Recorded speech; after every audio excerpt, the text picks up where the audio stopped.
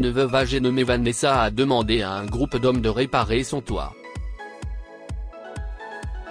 Mais les hommes qu'elle a engagés y ont trouvé une boîte et comptaient la lui voler. En plus de cela, ils l'ont exploité en lui demandant plus que ce qu'il avait demandé au départ.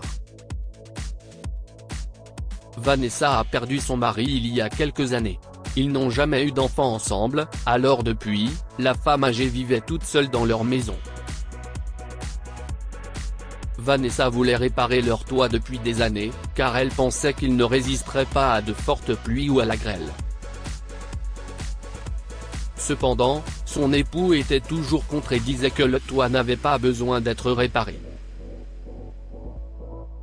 Mais lorsque son mari est décédé, elle a eu de plus en plus peur de perdre sa maison à cause des catastrophes naturelles. Elle a donc décidé une fois pour toutes d'engager une équipe pour réparer son toit. Elle les a bien traités, leur préparant des repas et leur apportant des boissons qu'elle avait elle-même préparées. Ces hommes n'étaient pas vraiment amicaux et voulaient juste que le travail soit fait. Seul le plus jeune du groupe, Joseph, traitait vraiment bien Vanessa. Il restait parfois après le travail pour l'aider à réparer certaines choses à la maison, et il le faisait gratuitement. Si Joseph se comportait ainsi envers Vanessa, c'est en raison de son passé. Il est orphelin et n'a jamais connu ses parents, il a donc apprécié la façon dont Vanessa s'est occupée d'eux et a voulu lui rendre l'appareil. Lors du dernier jour de travaux sur la réparation du toit, l'un des ouvriers, Josh, a trouvé une trappe cachée sous l'une des couches de la toiture. « Et, regardez ça », a-t-il dit en appelant les autres ouvriers. « Eh bien, ouvrons-le », a dit l'un d'eux, en prenant un marteau pour casser la serrure. Ceux qui l'ont vu à l'intérieur les a surpris. Il y avait une boîte à l'intérieur contenant beaucoup de bijoux en or et une grosse somme d'argent. Si est notre jour de chance, a dit Josh aux ouvriers, qui ne croyaient pas leurs yeux. Partageons tout ça une fois que nous aurons quitté la propriété. Gardez-le dans la voiture pour l'instant, a dit un autre travailleur. Ce n'est pas bien. Cela pourrait aider Vanessa. Ce sont peut-être des objets de famille importants, a dit Joseph à ses collègues. Allez, Joseph. Pourquoi aurait-elle besoin de tout ça? Elle est vieille et sans famille. De plus, elle ne sait probablement pas que ça existe, s'est moqué Josh. Lorsqu'ils ont terminé leur journée de travail, Josh a fait savoir à Vanessa que le prix de la réparation du toit avait augmenté. Nous avons trouvé un énorme trou sur lequel nous devons travailler, donc le prix doit augmenter, a-t-il expliqué, en mentant. Le trou auquel il faisait référence était la trappe cachée où ils ont volé la boîte. Bien que cela l'ait attristé, Vanessa leur a volontairement donné l'argent de son plein gré, ce qui a considérablement réduit ses économies. Après avoir reçu l'argent, l'équipe s'est préparée à partir, mais Joseph est resté derrière, disant qu'il n'avait pas fini de réparer son placard. Ses collègues se sont moqués de lui et sont simplement partis. Ils pensaient qu'il allait gagner encore plus avec la boîte dans leur coffre. Quand Joseph et Vanessa ont entendu la voiture partir, elle a soudainement réalisé quelque chose. « Je n'ai pas besoin de vous pour réparer mon placard », a-t-elle dit, curieuse de savoir pourquoi il était resté. « Je sais », a commencé Joseph avant de lui tendre la boîte qui se trouvait dans une de ses armoires. « Saviez-vous qu'il y avait une trappe secrète sur votre toit ?» Vanessa a secoué la tête. « Non, je ne le sais pas. Qu'est-ce ce qu'il y a dedans ?» a-t-elle demandé, avant d'ouvrir lentement la boîte. « Quand elle l'a ouverte, elle n'a pas pu s'empêcher de pleurer. Oh là là, a-t-elle dit, des larmes coulant sur son visage. Ce sont les bijoux en or de mon mari. Oh, et cette bague précieuse, je pensais que nous l'avions perdue pour toujours, a dit Vanessa, tenant une bague en or qui, a-t-elle expliqué, était transmise de génération en génération dans la famille de son mari.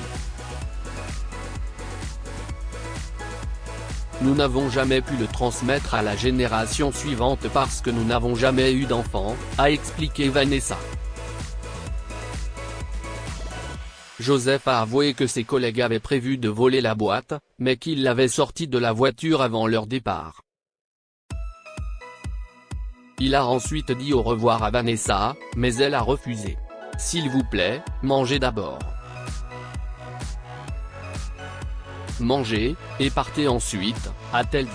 Il a accepté l'invitation, laissant ses affaires dans le salon pour s'asseoir dans la salle à manger. Pendant ce temps, Vanessa a préparé quelque chose pour lui dans la cuisine.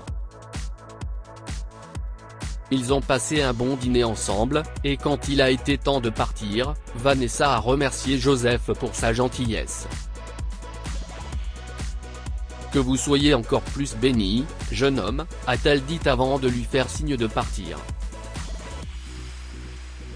Quand Joseph est rentré chez lui, il a ouvert son sac à dos pour se rendre compte que Vanessa y avait mis la boîte. Quand il l'a ouverte, il a vu tous les bijoux et une note qui disait « Joseph, vous êtes un homme bon et honnête. Je n'avais besoin que de 2 choses dans cette boîte, la lettre de mon mari et un peu d'argent pour ma nourriture et mes médicaments. Tout le reste, je veux que vous l'ayez. Mon mari aurait aimé avoir un fils comme vous, et moi aussi. Je suis sûr qu'il est heureux de savoir que je te transmets la bague spéciale de sa famille. Alors s'il te plaît, prends la bague, les autres bijoux et le reste de l'argent et vis une belle vie. Avec amour, Vanessa. Joseph était stupéfait. Il n'avait jamais imaginé posséder un jour un objet de famille, d'autant plus qu'il n'avait jamais eu de famille.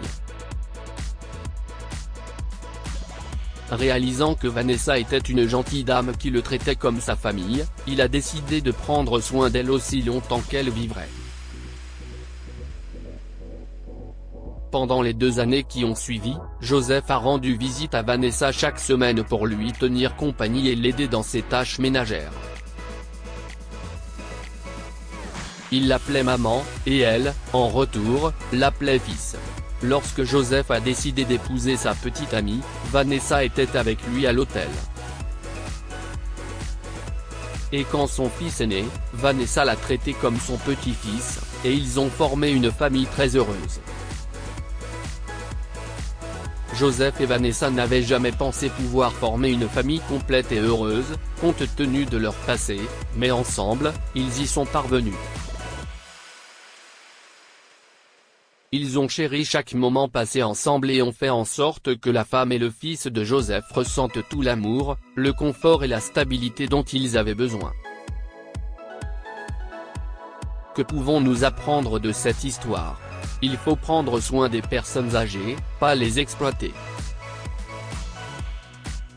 Les collègues de Joseph ont choisi de tromper Vanessa en lui volant ses biens et en lui faisant même payer plus que ce qu'il avait demandé au départ. Joseph, quant à lui, a choisi de prendre sincèrement soin de Vanessa et de la soutenir jusqu'à la fin. La famille ne signifie pas toujours avoir le même sang. Vanessa et Joseph ont formé une famille, qui s'est étendue avec l'arrivée de la femme et du fils de Joseph. Ils se traitaient bien et s'aimaient malgré le fait qu'ils n'étaient pas biologiquement liés. Partagez cette histoire avec vos proches. Elle pourrait les inspirer et illuminer leur journée. Cette histoire est inspirée par l'histoire d'un de nos lecteurs et écrite par un rédacteur professionnel. Toute ressemblance avec de véritables noms ou lieux est une pure coïncidence. Toutes les images sont utilisées uniquement à des fins d'illustration. Partagez votre histoire avec nous. Elle changera peut-être la vie de quelqu'un. Si vous souhaitez partager votre histoire, envoyez-nous un mail à info@amomama. Comme point lire aussi, un père célibataire paye les courses d'une vieille dame pauvre et reçoit une voiture en cadeau à son décès. Histoire du jour. Abonnez-vous à Amomama sur Google News.